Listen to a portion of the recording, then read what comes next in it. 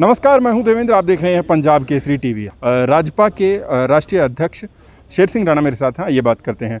राणा जी, आप अफ़गानिस्तान गए थे और वहां से आप पृथ्वीराज चौहान जी की अस्थियां लेकर आए थे। एक तो मैं जानना चाहूँगा कैसा आपका एक्सपीरियंस था, क्योंकि आजकल अफ़गानिस्तान और तालिबान जो है उसके हालात बहुत बुरे हैं। क्या कोई फ़र्क देखते हैं?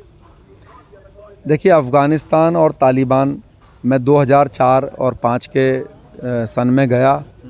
हमारे जो आखिरी भारतीय सम्राट पृथ्वीराज चौहान जी थे, उनकी समाधि थी वहाँ पर, और उसको लाने का मुझे सौभाग्य मिला। वहाँ से गजनी के पास एक जगह है देयक, वहाँ से मैं लेकर आया था उसको। तो उस समय भी जो ग्रामीण इलाके हैं, जो इंटीरियर प्लेसेस हैं, वहाँ के हालात जो है ऐसे ही थे। तालिबानियों का वहाँ पर जो है वर्चस्व था, लेकिन क्योंकि उस समय मीडिया की बहुत बड़ी दखलंदाजी नहीं थी वहाँ पे, तो ये चीज़ कभी बाहर निकल के नहीं आई। तो ऐसा नहीं है कि इन्होंने 15 दिन में या 10 दिन में उस पर कब्जा कर लिया। एक्चुअली बात यह है कि जो ग्रामीण इलाके हैं, तब भी वहाँ पर तालिबान का ही राज था, उन्हीं की ताकत थी। सिर्फ जो शहरी इलाके हैं वहाँ पर नाटो फोर्सेस थी, उनकी ताकत थी। तो नाटो फोर्सेस ने जो है जैसे ही वहाँ से हटी, तो गाँव से निकल कर वो जो है शहरों में आए और उस पर कब्जा कर लिया आसानी से। जिस तरीके से आपने बताई, पृथ्वीराज चौहान जी की समाधि थी वहाँ पर, और अन्य समाधियाँ भी होंगी। क्या आपने फ़र्क देखा उनकी समाधि में और वहाँ पर? क्योंकि मंदिरों में भी स्थिति जो है वो ज़्यादा सही नहीं थी। देखिए, जब मैं 2004-5 में था, तो गजनी में जो मंदिर है, जो गुरुद्वारा है, काबुल में जो मंदिर गुरुद्वारा है, कंधार में जो मंदिर है, मैं सभी जगह पर जाके मत्था टेक के आया था। तो जो मंदिर में पुजारी थे उस समय, वो अपनी परिवार के साथ वहाँ रहते थे, और उस समय भी कोई बहुत अच्छे हालात वहाँ पे नहीं थे। कहने को नाटो फोर्सेस या अमेरिका का रूल था, लेकिन क्योंकि वहाँ पर दर्शन करने के लिए लोग ही नहीं है। कंधार के अंदर जब मैं था, तो सिर्फ एक डॉक्टर साहब थे हिंदू, जो कि कंधार में एक आखिरी व्यक्ति थे हिंदू के। तो सारा पूरा कंधार के जितना भी हिंदू था, वो यूरोपियन कंट्रीज़ में चले गए थे। उनका डॉक्टर साहब के भी बच्चे सब वहाँ चले गए थे। मैंने उनसे प्रश्न भी किया था, एक इंटरव्यू किया था मैंने आप ही की तरह उनका। वो इंटरव्यू आज भी मेरे पास है। मैंने उनसे पूछा था कि भाई आप क्यों नहीं गए? तो उन्होंने कहा, मैं यहीं पर पैदा हुआ, यहीं पर ही मरना चाहता हूँ। उन्होंने मुझे ये भी कहा कि जिस समय तालिबानियों का राज आया, कंधार तो गढ़ था, मुल्ला उमर जो है वहीं रहते थे, तो तब भी जो है डॉक्टर साहब को बहुत परेशानी नहीं करा गया। उन्होंने कहा कि भाई, उन्होंने हमारे पास तालिबानी लोग आए, कमांडर उनके, और उन्होंने कहा कि भाई आप अपना इलाज वगैरह कीजिए, लोगों की सेवा कीजिए, हम आपको परेशान नहीं करेंगे। लेकिन फिर भी भय के कारण अन्य लोग वहाँ से चले गए थे। मंदिर जो थे उस पर ताले लगे हुए थे उस समय भी। गजनी और जो वहाँ के काबुल का जो मंदिर है, वो लोग वहाँ रहते थे। काबुल वाला जो मंदिर है 2000 साल पुराना है, देवी का मंदिर है। उस दौरान वहाँ पे बगल में एक मस्जिद बना दी गई थी, जब पहले तालिबान का राज आया था काबुल पर, मंदिर के जस्ट बगल में। तो अब देखिए इस बार क्या करते हैं। वैसे तो ये भी दुर्भाग्य है कि मंदिर के ज़मीन पर मस्जिद बनाने का तो कोई तुक नहीं बैठता।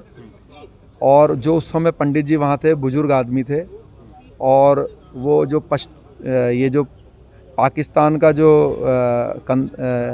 अफ़गानिस्तान से लगा हुआ इलाका है, वो कौन सा इलाका बोलते हैं जो फ्री एरिया है पाकिस्तान का, उस इलाके के वो थे। आपको लगता है जिस तरीके के हालात अभी तालिबान में हो चुके हैं, अफ़गानिस्तान में हो चुके हैं, इनसे निपटा जा सकता है? बिल्कुल निपटा जा सकता है, लेकिन इसके लिए जो स्ट्रेटेजी है भारत को, उसमें थोड़ा सा बदलाव लाना पड़ेगा। असल में भारत को पाकिस्तान की तरह इस पे विचार करना चाहिए। मेरी नज़र में इसमें पाकिस्तान की जो सोच है वो ज़्यादा इफ़ेक्टिव है भारत की विदेश नीति के मुकाबले अफ़गानिस्तान के रिगार्डिंग। असल में ये बिल्कुल ऐसे ही है कि 1947 से पहले हमारे इस धरती पर भी राजे रजवाड़े थे। अभी अंग्रेज़ों ने लक्ष्मीबाई को मारा, तो हम लक्ष्मीबाई की तारीफ़ करेंगे या अंग्रेज़ों की करेंगे? ऐसे ही लक्ष्मीबाई की करेंगे। ऐसे ही जैसे यहाँ पे राजे रजवाड़े थे, मतलब रियासतें थी, ऐसे ही वहाँ पर कबीले हैं। कबीले मतलब रियासतें हैं। अब मान लीजिए किसी रियासत या जो कबीला है, उसके सरदार को किसी ने मार दिया, तो वहाँ की जो जनता है वो तो हमेशा उसका विरोध करेगी। तो अभी जो अमेरिका है या जो भारत सरकार है, ये क्या करना चाहती है कि ज़बरदस्ती उनको कबीलों को सरदारों को मारकर और लोकतंत्र लाना चाहती है। लेकिन जो वहाँ की जनता है वो उसको स्वीकार नहीं करने के लिए तैयार अभी। वो कहते हैं भाई हम कबीलाई सिस्टम में ही रहना चाहते हैं।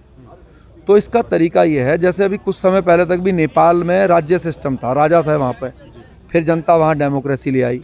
तो या तो वहाँ के जनता की इच्छा होगी भाई लोकतंत्र आना चाहिए, तो इसके लिए सबसे अच्छा तरीका है कि जो कबीलों के सरदार हैं उनसे बातचीत करनी चाहिए और उनको इस बात के लिए प्रेरित करना चाहिए, मनाना चाहिए कि आप देश में लोकतंत्र लाइए, इससे आपका देश पूरे विश्व में एक मान्यता पाएगा और मजबूत होगा।